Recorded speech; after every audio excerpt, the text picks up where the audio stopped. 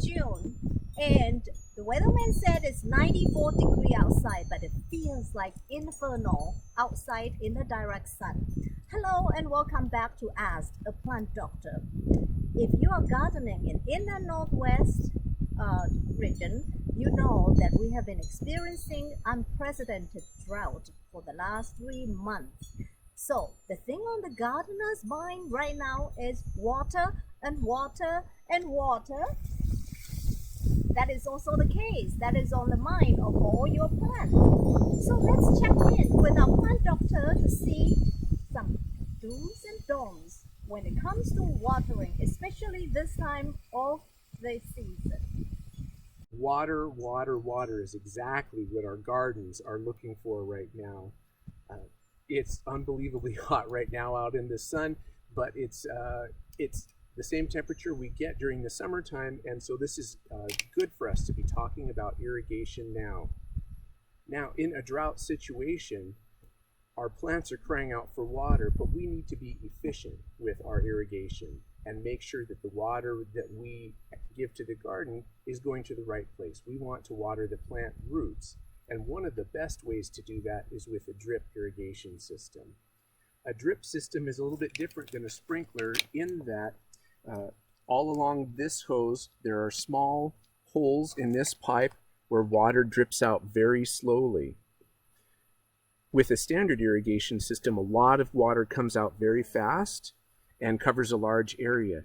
Drip systems, however, just water in very small amounts, so we're more thrifty with our water, and they put it right where we want it, right above the roots of our plants, so that we're not wasting any water by watering weeds, but putting the water right where we want it, next to our plants.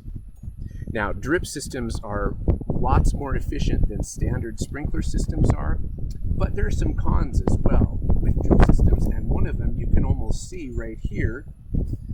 You see the white buildup around this emitter, around this hole. That's calcium. A lot of us in the inland Northwest area have hard water, meaning there's calcium in it, and that calcium can actually clog up these little tiny holes in our drip emitters.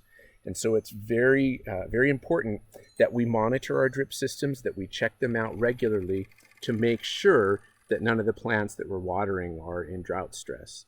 Sometimes on a hot day like today, the first sign of a plugged emitter is a plant that's fallen over and collapsed. And we don't want that to happen, especially in the vegetable garden. So drip systems are very efficient.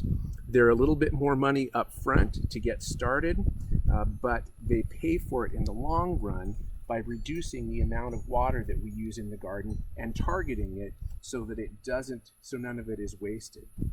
Also, drip systems don't get water all over the foliage of the plants, and one of the things that we need to be careful of is foliage that stays wet for too long.